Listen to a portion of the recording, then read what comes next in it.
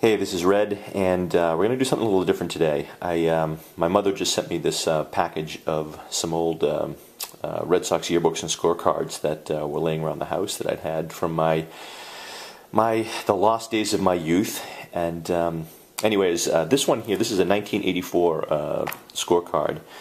And I figure a lot of people out there may not have even been born by that time. I was 57 at the time this came out, but I figured a lot of people may not have even had the chance to see what a Red Sox scorecard looked like in 1984. And I figure it's the kind of thing that's probably keeping you up nights. What did the scorecards look like back then? So I figured I'd just take a quick brief run through this so that everyone can enjoy it and take a step back in time and see what a 1984 Red Sox scorecard actually looked like. As you can see, it's a lot thinner than the scorecards they sell these days. Also a lot cheaper. This was only $1.25. Just thumbing through this quickly, get ourselves an ad for Jordan Marsh here, and little radio listings. Welcome to Fenway Park. Gene Yockey, of course, part of the welcome wagon. Come on in, spend your money. Buddy LaRue and Haywood Sullivan there as well. These things were always very popular.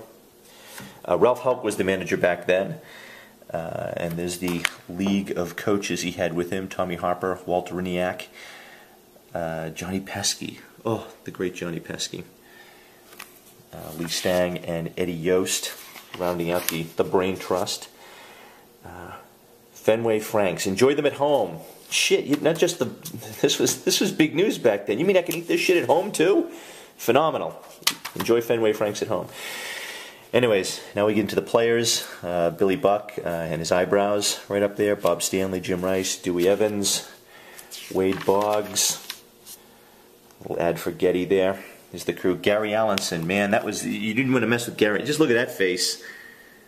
There's a guy. You want to tell him his check isn't in? You want to tell him he's not in the lineup tonight? Good luck with that. Here's our boy, Jerry Remy.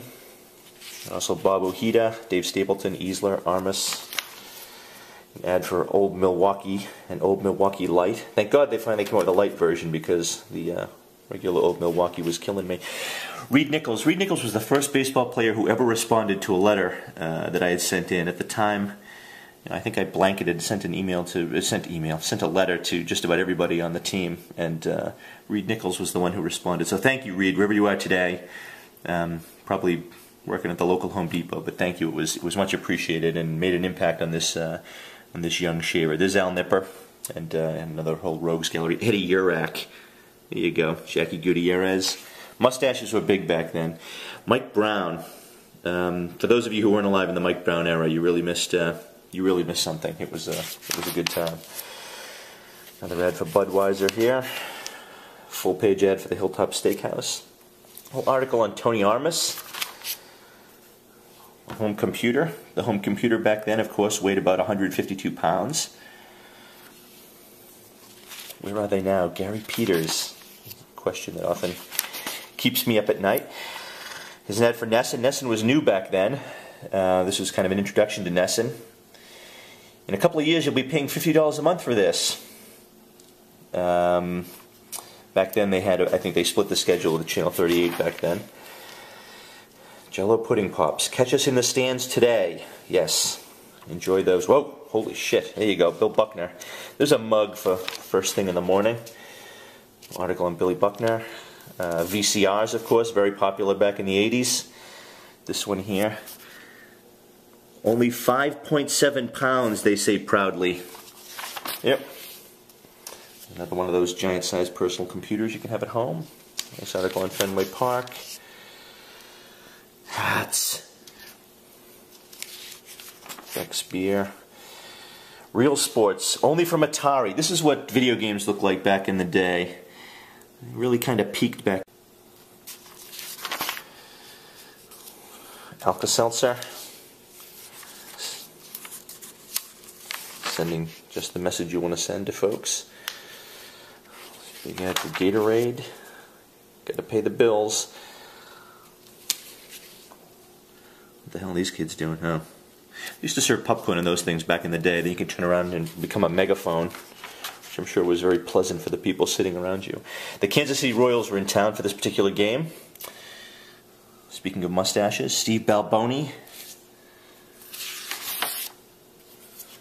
Fun and Games. Fun and Games was, I only made it up there a few times in the days of my misspent youth, but it was really something those few times I got there. It looks like Dad actually scored this game. Huh. See the Royals and the hot Bugsy do. Eddie Handelman.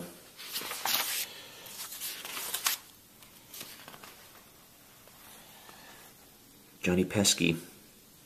For J.B. Sashendor. God rest his soul. Fenway Park. Here's your ticket prices from back in the day. You want that lower box seat, that's going to run you $8.50. The upper box is $7.50. I don't think you can walk down Lansdowne Street for that anymore. But that's how it was. Big sneaker ad. There's your facilities. You got to know where the water fountain is, and men's room, first aid, information booth, Country Time Lemonade. It's the Red Sox radio crew. Talk about a fucking face for radio. I love those two men dearly, Ken Coleman and Castiglione, but Jesus Christ, they just stepped off an alien spacecraft. Back in the day we had TV 38, of course, with Monty, Bob Montgomery, and Ned Martin. And this was the very first Nesson team. Who doesn't remember the Kent Durdevanis years? And of course Mike Andrews doing the play-by-play. That was your original. You've got Don and Jerry today, but back in the day it was Kent and Mike. It was magical. And again, the mustache. The mustache was the key. Back in the early '80s, if you didn't have a mustache, you just weren't getting invited to the games. Another giant-sized personal computer. Your guide to Fenway Park. Hop on the motherfucking train is basically what that ad is saying. John McEnroe for Bic. The disposable razor. Kool-Aid. Yep. Makes perfect sense to me. Red Sox action shots. Mike Giesler. John Henry Johnson. Red Sox action featuring John Henry Johnson. That tells you everything you needed to know about 1984 right there. Pabst Blue Ribbon in the convenient bottle. Look at that crew. That's probably that's got to be the crew voted least likely to appear in a beer ad in their high school yearbooks. I don't think I've ever seen. They look like they're from a Land's End catalog, but they're shilling Pabst Blue Ribbon. More Red Sox action shots. Hey, I'm Ed Urek, and these are my balls. Jackie Gutierrez. This is one shot to be proud of there. What else we got? There's the 1984 Red Sox schedule. This is interesting down here. Back in the day, you sometimes have games that just weren't on TV. You know, they'd be on TV 38 or Ness, and some of them just weren't on TV. And check here, there were two Yankees games just weren't on TV. Nowadays, it'd be an outrage. But you wanted to see the Red Sox play the Yankees, but you couldn't. We're not on TV. Buy a fucking ticket. That was the message there. Car ad, Stroh's Light. Every shitty beer in the world bought an ad in this. Speaking of shitty beer, what we get here, Red Sox action. A win. The Uke. Bob Uecker. Continuing the story on Billy Buck. TV 30. What the fuck is that? Jim Rice working the camera? TV 38. As I mentioned, if the game wasn't on Nesson, it was on 38 back in the day. What the fuck? Oh, it's a CPR ad. Let's see. The car ads. The 1984 Red Sox. Let's see. Oil Can Boyd. Those glasses actually laugh at them, but they actually allowed him to see the future. Mark Clear. Rich Gedman without his glasses. Glenn Hoffman. Mustaches. There's a couple more ads here. These are always great, the little albums of things going on at the game or the park before. There's a lot of activity at Fenway Park before game time. For example, someone walks upstairs. Roger Clemens does this. Yikes. Batting cage action. Look at that thing. Look at that fro. That thing controls the tides. More giant computers. That, I think, is HAL from 2001. More booze. Before game time. Some action shots there of the players. Tony Armas looking thrilled to be interacting with the fans. Has he got a knife in his hand? Nope. Interviews. And 7:35 game time. Last page of the players. Steve Crawford, Marty Barrett, the great Marty Barrett. And look, way down here at the very end. We hardly knew ye, Roger Clemens, the last guy. And that takes us to the last page. Wow. Get the ATRA advantage. Yep. Oh, yeah. Anyway.